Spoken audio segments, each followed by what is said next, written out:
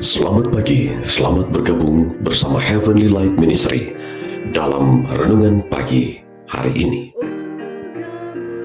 Renungan Pagi 30 Juli 2026 dengan judul Apakah Wewenang General Conference? Bagian ke-7.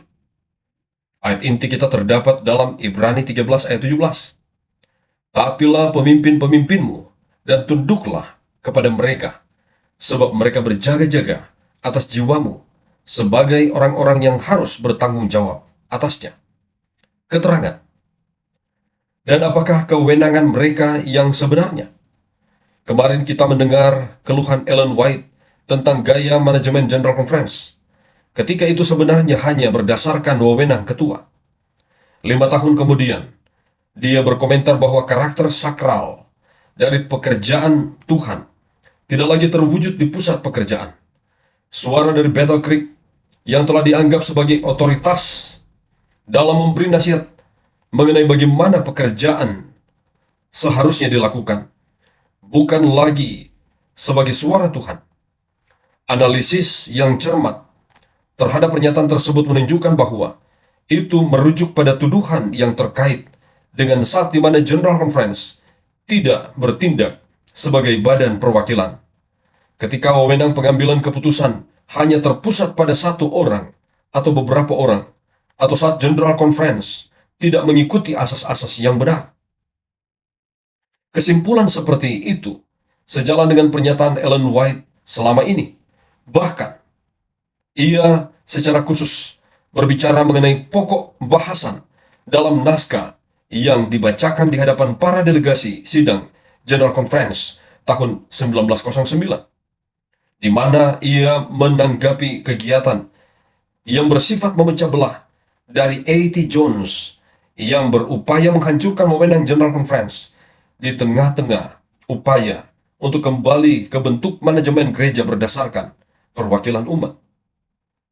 Ia menyampaikan kepada para delegasi, terkadang ketika sekelompok kecil orang yang dipercayakan mengatur pekerjaan atas nama General Conference berusaha melaksanakan rencana-rencana yang tidak bijaksana dan membatasi pekerjaan Tuhan.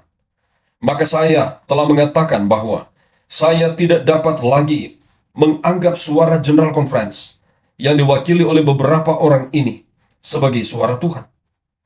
Namun, ini tidak berarti bahwa keputusan-keputusan General Conference terdiri dari satu majelis yang ditunjuk dengan sepatutnya, yang mewakili umat dari seluruh bagian ladang pelayanan yang tidak harus dihormati. Tuhan telah menetapkan bahwa para wakil gerejanya dari seluruh bagian bumi ketika berkumpul dalam General Conference akan memiliki wewenang.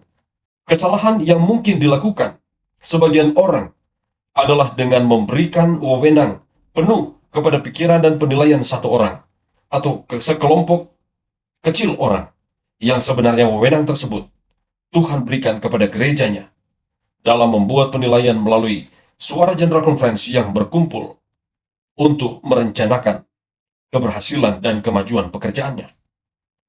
Dalam nasihat banyak orang terhadap hikmat, dan perlu kita tambahkan keseimbangan nasihat dari berbagai pandangan dan wilayah geografis juga menghasilkan keputusan yang dipertimbangkan dengan matang. Keputusan gereja sedunia memiliki perlindungan bawaan yang tidak dimiliki oleh keputusan individu dan kelompok.